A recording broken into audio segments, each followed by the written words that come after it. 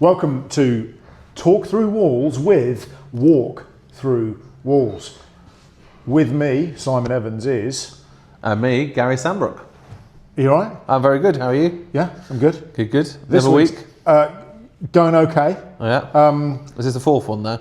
Fifth. Well. How did you forget? How do I forget that? Yeah, this is the fifth. This week's topic is illegal immigration and its impact on employers and steps that government are trying to make to A, stop the small boats, and B, make life more difficult for employers who would seek out people who haven't got a right to work here and obviously try and pay them less than they should. So lots of things to go at here, but I think it's probably worth us entering this topic through the lens of general public who see small boats coming across the channel. They see it on their tellies, or if you go and stand on the Kent coastline, or if you're Nigel Farage, you go fishing for mackerel in your boat. But anyone who's anywhere near the English Channel, if you stay there for any length of time, especially in good weather, you will see a big rib, or maybe several, full of migrants, economic migrants, more likely than not, because my personal view, and call me hard right if you must, but I don't believe they're genuine asylum seekers because they're coming from a safe European country in the first place. They're economic migrants to this country. They appear to be mainly 95% blokes.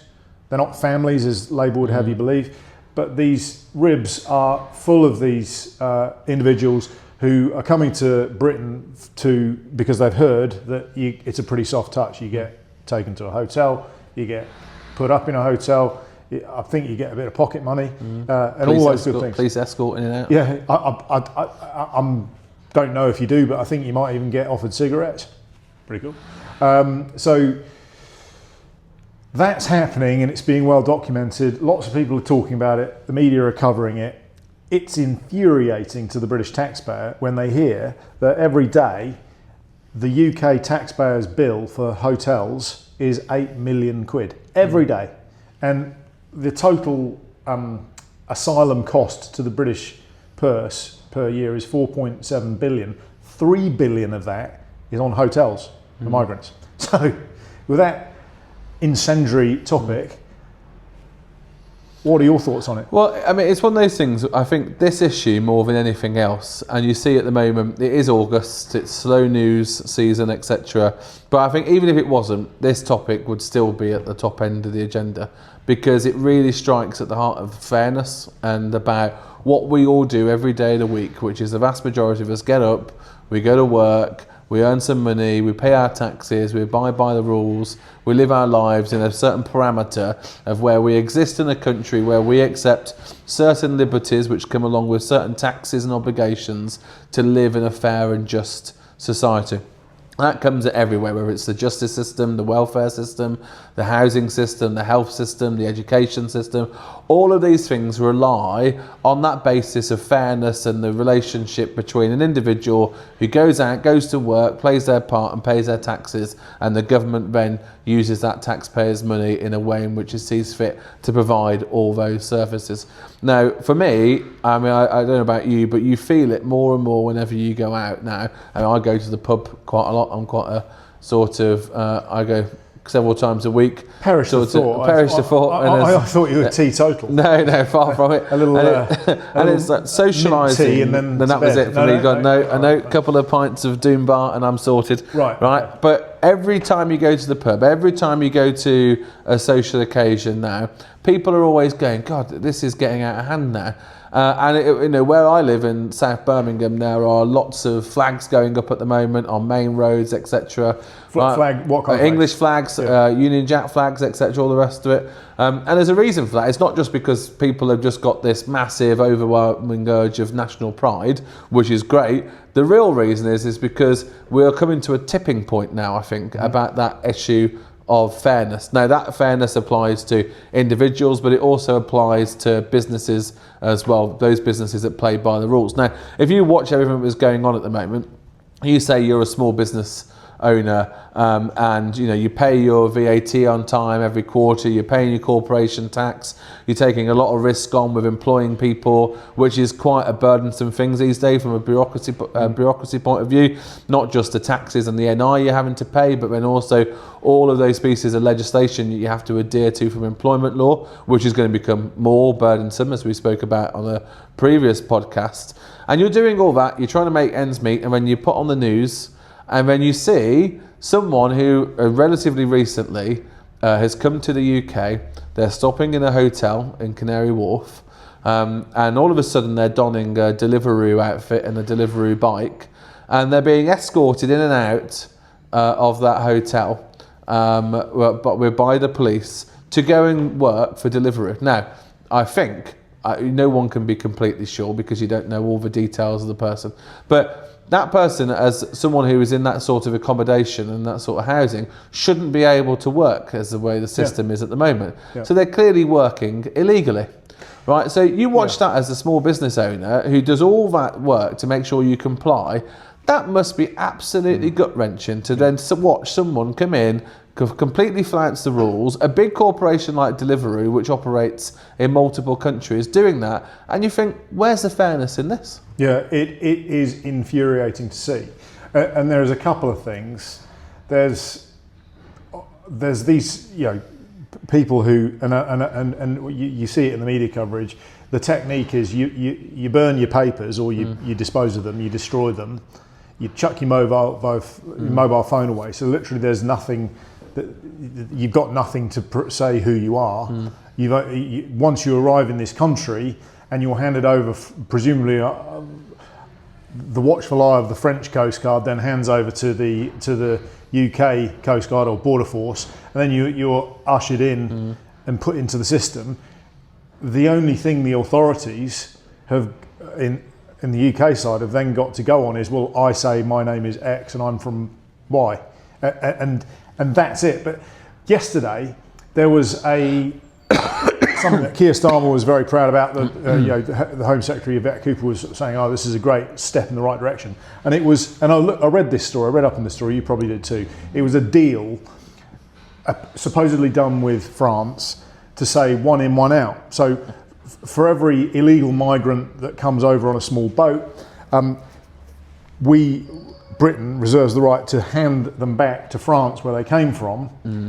There's a whole load of caveats, and if the French disagree at any point, the deal's off and that person stays here. But in theory, there's a possibility for exchanging one illegal immigrant that this country doesn't want back to France in exchange for an immigrant that is legally brought to this country through the right means. Now, this was announced with great fanfare as supposedly another step along the way to ending this problem, and we'll come on to smash the gangs in a minute. Smash the gangs. That's my Keir Starmer impression. We'll come on to that in a minute. But I think Rory Bremner's going to be all right in his career. That's good. That's good. Anyway, so I've lost the train. You've knocked me off course. So anyway, we've got this one in, one out policy. It's announced with great fanfare. Oh, look at this. This is another great step forward. Actually, I've read up on this.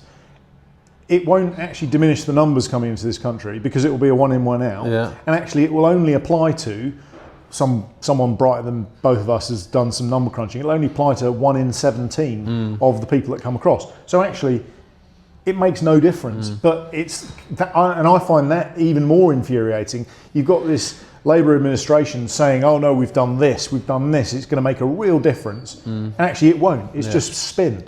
Well, this is part of the problem too, why I think we're getting to a certain tipping point with people's patience levels. And it's not just the current government's fault, this is just the latest scheme and announcement and partnership with France. It's been successive governments. I mean, when I was in Parliament, I lost count the number of times we'd done a new deal with France, which required us to pay quite a substantial amount of money for them in order to enforce the law on the French side. Heaven forbid, but they should enforce their own law on their own side of the channel. I think we were even paying for processing units at one point. I'm not entirely sure what's actually happened to them. I don't see any difference that's made. The other week there was the videos of the French officers which were actually putting holes in the boats. That was the first time in a long time I've seen something actually proactive to the French action that the French were taking. I mean, we're promised these deals all the time, and the problem is it's just got to be a willingness on both sides. And up until the point where the problem no longer for the French is just becoming a facilitator of movement of people across France. What we have to do is we have to make sure that people are getting to France and then not successfully getting over our border. Because when it becomes a bigger problem for France on their own territory, because at the moment they're just a facilitator, they're the stepping stone. If we do something which is a lot more drastic here, where we are a lot more strong in our enforcement on our side of the channel, and we turn it into a properly French problem, then they might start coming to the table and actually starting to have a bit more willingness into the enforcement of it. But you see all this stuff. I mean, there was the example, the BBC investigation which has come out this week. I'm not the biggest fan of the BBC, but I thought it was a good quality piece of investigative journalism which has taken them months to do, with lots of undercover operations out in the camps over here, over in France, over in the UK, trying to meet up with some of the people who were collecting money. One of them on our own doorstep at Birmingham New Street Station, which is just mind-boggling really when you think about it, but that's where the transactions are taking place for some of this gang sort of business, which the business model which they've managed to come up with. The whole thing is just people are just getting so frustrated because they always hear of a new scheme, a new program, which virtually always ends up us paying more to the French. People want actual answers and some kind of conclusion to this problem, because they see it playing out on our streets over in the UK into physical problems. It's not just necessarily strain, which is the normal arguments about this sort of stuff on education or welfare or NHS, but it's actually transpiring into a problem around community safety. You saw last week all the women that went to the Canary Wharf Hotel. Actually, I thought it was quite sensible for the campaign group that were actually there to focus very heavily on the fact that that protest on that day was about women and girls and the safety of women and girls and communities on high streets up and down the UK, because this is what's driving a lot of the passions in this area. And of course that was the trigger for the unrest in Epping, which is, you know, a young girl was approached and allegedly sexually assaulted by an immigrant in the hotel in Epping. But there's a couple of things that wind me up about this. And one of them's the smash the gangs thing. That's one of the things that Starmer got elected on. We're going to smash the gangs, smash the gangs. Literally every answer he gave. I'm the son of a toolmaker, and we're going to smash the gangs. And literally there was meme songs done about it, and all that kind of stuff. So that will not work, and it has never ever stood a chance of working, because, and I'll tell you why. And I'm not a rocket scientist or anything like that. It's a lot simpler than this, than rocket science. Unless and until you desensitize desensitize people coming here, i.e., you decrease demand, you're never going to stop the problem. Because all you do, if you do take out two gangs, let's say, well, it will just make business a lot better for the six that remain. You'll just the supply will just go elsewhere. So that was a non-starter, and it's stupid, just spin, vacuous nonsense. So that's irritating. But then the other thing is, people ask this all the time, why doesn't the Royal Navy, the Royal Marines, just go out, grab these boats, turn around and drag them back to France? Well, it's because of a thing called the European Convention of Human Rights. And that's a piece of law that has various articles in it, and I'm not saying it wasn't drawn up without very good reason back in the day when it was put together, but a bit like the Online Safety Act, when it was first brought into popped on the table as an idea, everyone was very, very good. But actually now it's come to pass, it's a lot more sinister than that. And I think the same is true of the European Convention of Human Rights. There's these various clauses in it, right to a family life, right not to be abused or whatever, very noble sounding things, but actually the people who are dealing with it, if they use those as a means to oppose, and they do very successfully. No, you can't deport me because of these clauses. And they have an army of human rights lawyers all queuing up. I'll take your case, no problem. And that's literally just blocking every step we make, not only to police the channel, but also to deport the people who are here and shouldn't be. But it's all on a false premise because they've come from a safe country and they've come through several others on the way. It's complete nonsense. It is, and the ECHR stuff goes again to the basis of fairness, because the UK is actually a very compliant country when it comes to the ECHR. When other signatories of the same of a similar Western, so a lot of European countries don't actually subscribe to it or adhere to it as the same amount, but we do. Some of them have got incredibly low figures, some of them in the early 20s, 30s as a compliance, some of them in the mid 50s, 60s. We, I think, are in the mid 90s of compliance. And it's about fairness. If other countries are doing this, who are also signatories of the ECHR, then why can't we do it? And it's mostly because in this country, we're a lot more lawyered up, as it were, than it is, and the hourly rates of lawyers in this country is a whole, industry based on this sector, which allow, you go down lots of parts of Birmingham, and you'll see immigration lawyer advertisements everywhere, people on hotlines and 24/7 services, because these people have just made a complete industry over trying to make sure that this legislation is used as a weapon against the state to actually adhere any sort of safe borders and try and protect this country from people who, unfortunately, it is a minority of people, but it's still a minority you need to worry about, who want to come here and do harm and take advantage. And do you know what? Here's another thing that I mean, maybe I'm catastrophizing a little bit too much here, but let's say you're on one of these boats and you come across and you have a pretty frosty reception. Let's say you've ended up in that hotel. You're a young man. You're 25. You've ended up in this hotel in Canary Wharf, and then you have a load of people outside who don't want you there. But you end up sort of disappearing into the community wherever you happen to end up. You're going to be, let's say you've come from an Islamic country, you're going to be predisposed to gravitate towards other people who are pretty miffed with, for whatever reason, with this country, and people who want to do this country harm. And so it's almost, you could say, we've already got a pretty significant problem with Islamic terror in this country. There's 43,000 people on the watch list, and 90% of those are of the Islamic persuasion. I'm not saying anything about Islam, but the Islamist terror is a serious thing, and MI5 takes it seriously, and they've got about 39,000 people who are of that persuasion on their watch list right now. Now, we are, it seems, importing before our very eyes and then giving hospitality to people who would possibly be predisposed to join that kind of stuff. It's just like, it's wrong on so many levels. Yeah, I mean, to your point too, is that what happens to people when they come here and the circles that they keep. I mean, a big problem up and down every high street in this country is you look at how many hand car washes there are, how many Turkish barber shops there are, takeaways, nail bars, etc.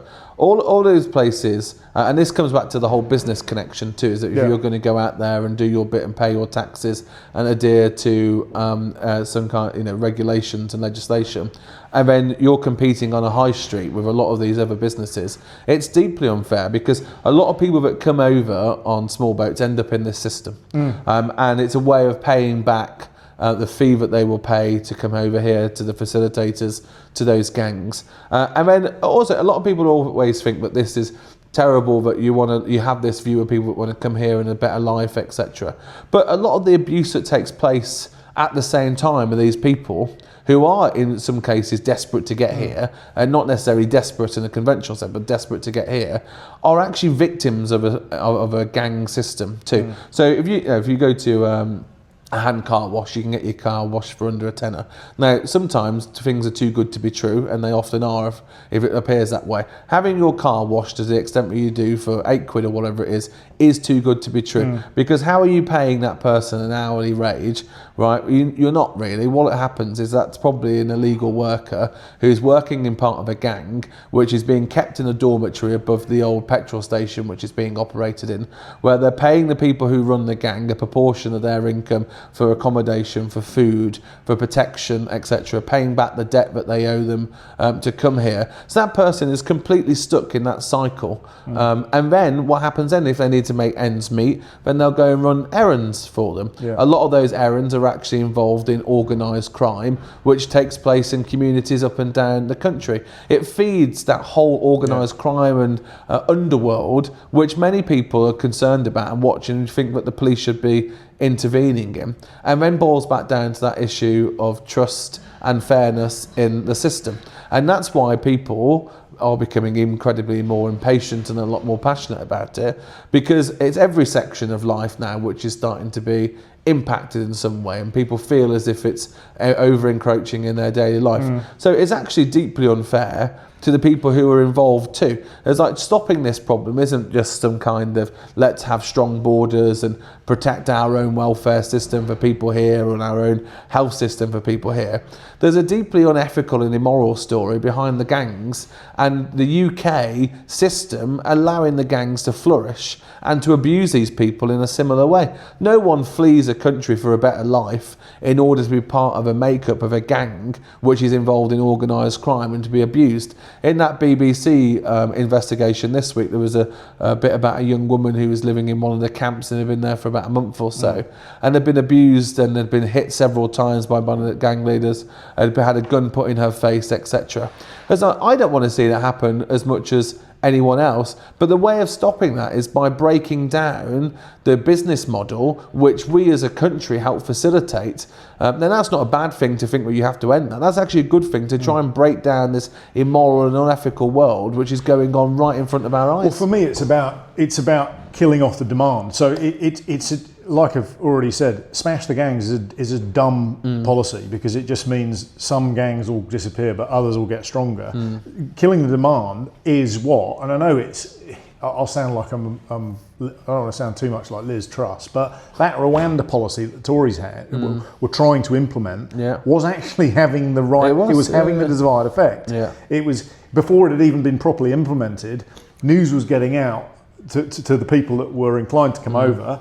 Oh, actually, we could end up in Rwanda here, and demand was beginning to drop off. Now, of course, ideologically, Labour could never subscribe to that because it was not their idea, so it went in the bin. But that was, you can criticise it, you can say, oh, I shouldn't go to Rwanda, blah blah blah, you shouldn't do these things. But that was the right thing to do to stop this problem. It was killing demand to come here, and what President Macron of France has said to Keir Starmer sort of last week was, what we see here in France is that actually there's all these economic migrants, and they want to go to Britain because the reputation is across Europe that we're a soft touch for letting people work without any papers. In France, they're really hot on it, and other countries in Europe.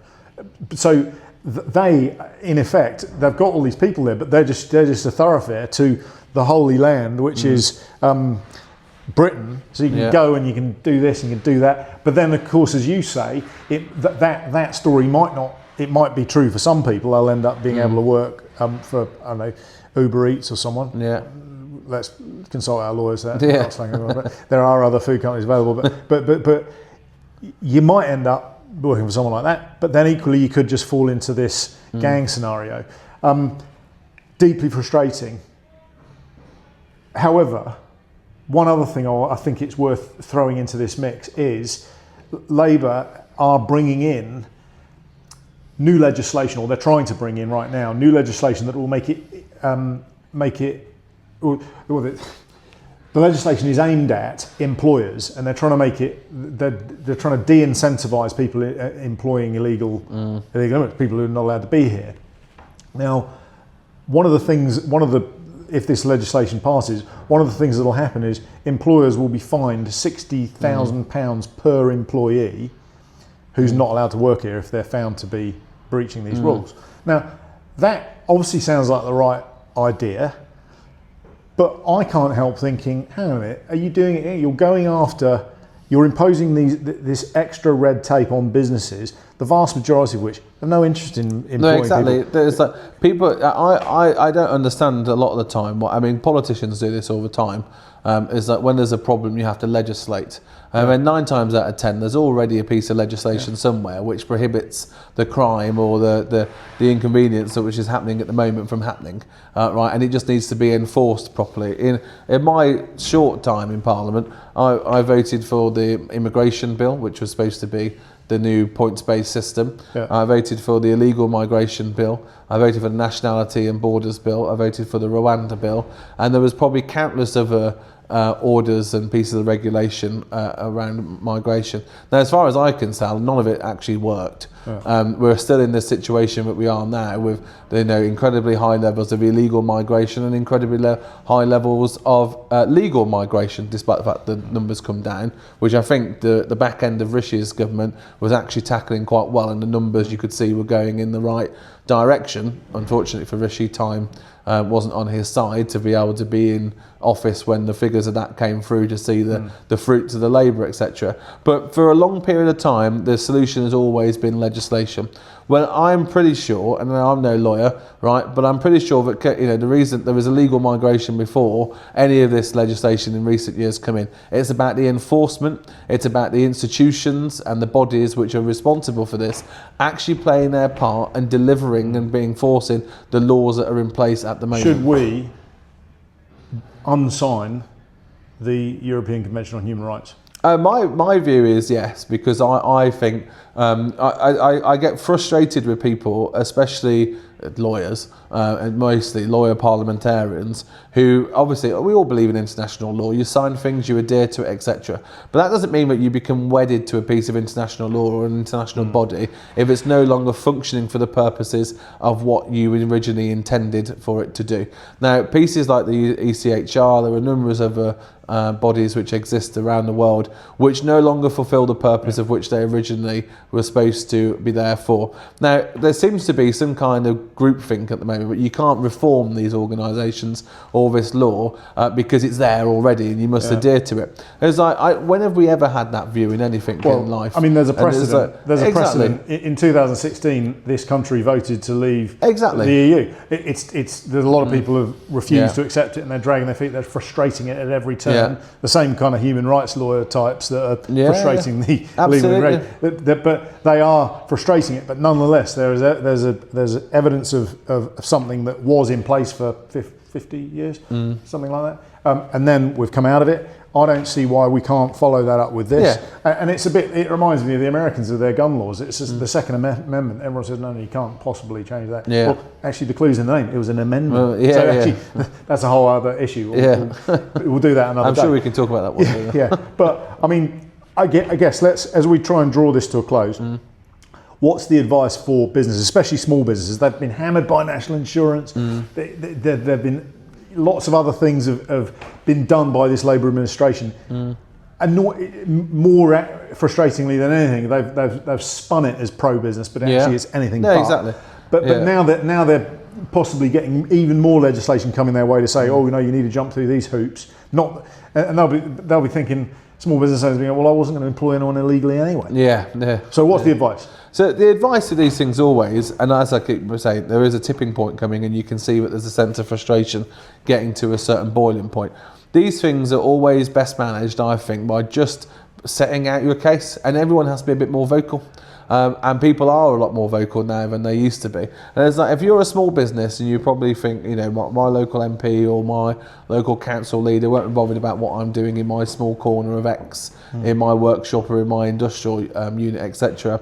They're not going to be worried about that. But in reality, they are. They look at this stuff and they'll read it, and it does inform their decision making.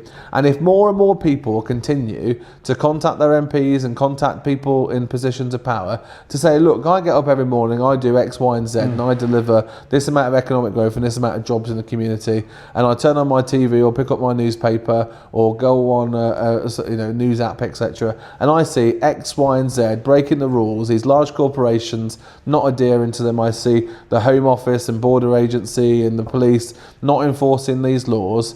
Where is the fairness in this? You have to be able to speak up more, do it in a targeted way. Don't do it in a way in which is going to, people get very angry about things, and they sometimes it overspills, and you say things which aren't necessarily appropriate, sensitive, etc. But as long as things are done in a sensible, reasoned way, where you can prove that you're doing the right thing and playing by the rules, and you see that unfairness, right, then hopefully that will mean that people will start to wake up and listen more. And you can see that there's just a shift at the moment. You can see that it's becoming a big hot political potato, and these things are spiralling slightly out of control with pop-up protests around the country. Yeah.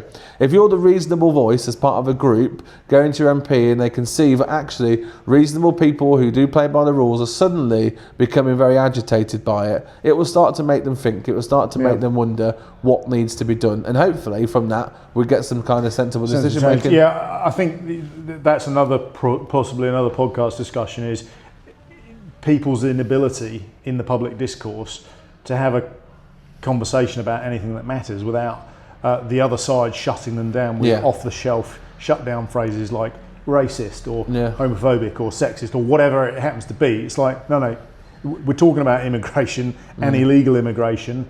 It's a topic that really matters.